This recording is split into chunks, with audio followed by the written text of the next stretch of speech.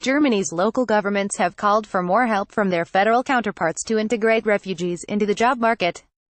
Nearly 600,000 refugees were claiming unemployment benefits in Germany in mid-2017, some 250,000 more than at the same point in 2016, according to Gerd Landsberg, head of the German Association of Towns and Municipalities, DStGB. Just under 200,000 refugees, meanwhile, had found jobs and had begun to pay Social Security contributions.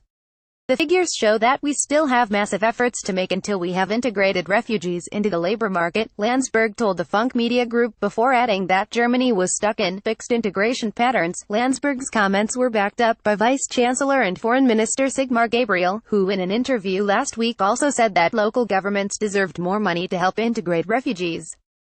"We have to reward the towns and municipalities for taking in refugees," he told the Funk Group on Saturday. "They should get the cost of integration replaced by the federal government," he said. "And they should get the same amount on top for their citizens." Landsberg said more needed to be done to integrate refugees. Lines in Berlin, sports halls and empty. The cost of housing and administering refugees caused much friction in German communities. At the height of the refugee influx in late 2015 and early 2016, especially in urban areas like Berlin, where local authorities were often short of cash, and municipal buildings like sports halls were requisitioned as emergency housing for new arrivals. At the moment, Germany actually has the opposite problem.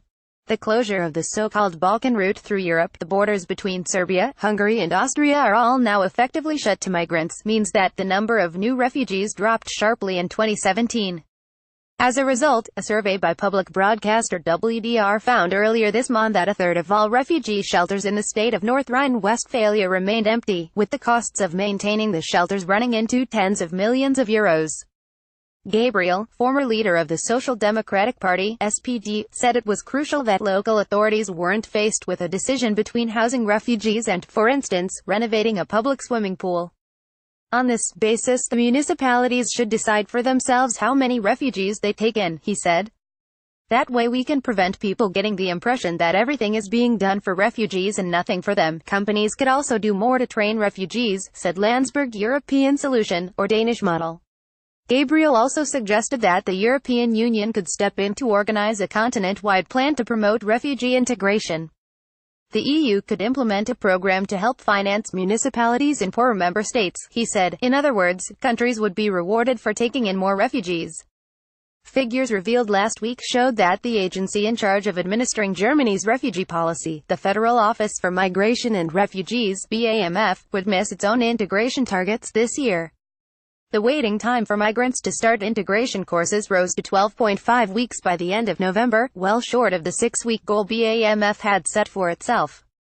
In January, the wait time for an integration course was 10.9 weeks.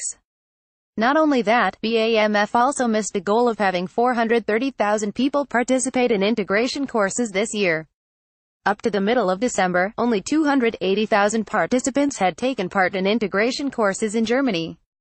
According to Landsberg of the DStGB, this is in stark contrast to Denmark, where refugees were being integrated into the job market even while they were attending Danish language classes.